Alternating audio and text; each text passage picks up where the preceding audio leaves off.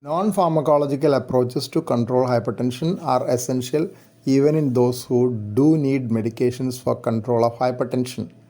In those with newly detected mild degrees of hypertension, non-pharmacological methods will be more acceptable and often all that is needed for control of hypertension.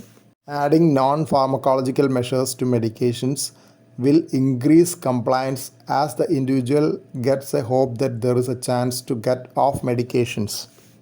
One simple way to control hypertension is by reducing extra weight. Roughly, the blood pressure might come down 1 millimeter of mercury for every kilogram of weight reduction.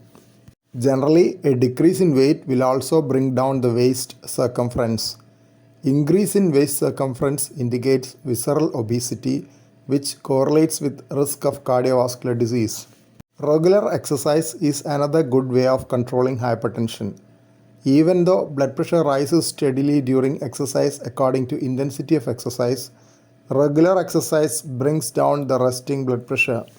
150 minutes of moderate intensity physical activity is recommended per week. This can be divided into 30 minutes a day or even smaller chunks of convenience.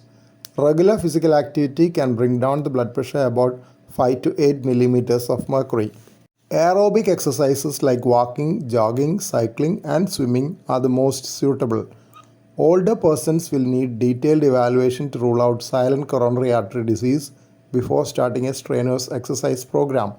Otherwise, there is a chance that silent coronary artery disease may become manifest during exercise.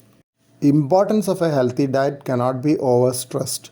Whole grains, fruits, vegetables, low-fat food minimizing trans fat, and restriction of salt can bring down the blood pressure by about 10 millimeters of mercury in those with elevated blood pressure.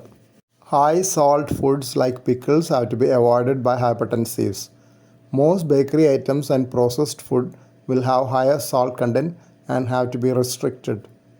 Relaxation in salt intake may be needed in elderly persons prone for recurrent hyponatremia.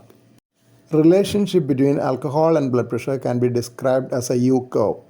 While small quantities can reduce blood pressure, larger amounts can increase blood pressure. But this does not mean that alcohol can be recommended as a measure to control hypertension. Alcohol can have other social and health implications. It is being mentioned as the intake needs to be curtailed in those who are already habituated to alcohol. Cigarette smoking can increase the blood pressure for even several minutes after smoking. Other adverse effects of smoking on cardiovascular events are well known. So, quitting smoking is essential both for controlling hypertension and other multiple health benefits. Some persons have an increase in blood pressure of around 10 millimeters of mercury with intake of caffeinated drinks. But this may not occur in those who are regularly consuming such drinks. This can be assessed by checking blood pressure within half an hour of taking a caffeinated drink. One of the criteria for a good blood pressure recording is that caffeinated drinks should not have been taken within half an hour of the measurement. Reducing stress is another method of controlling hypertension, but it is easily said than done in this era of highly stressful life situations and may mean cutting down ambitions. Planning activities in a way to avoid potential stressful situations may be useful.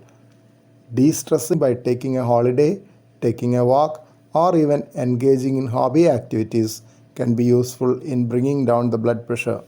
With the availability of automated home blood pressure monitoring devices, it is easy to track progress of control of hypertension.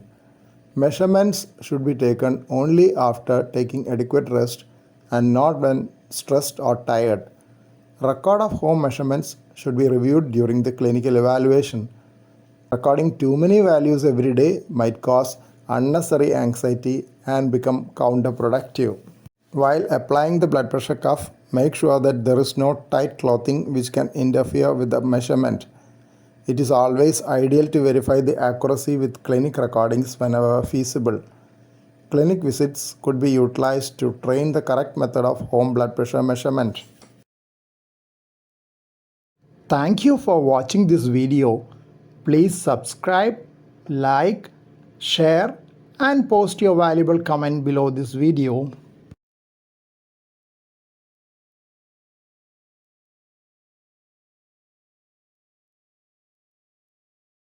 Kindly press the bell icon after that for getting all updates.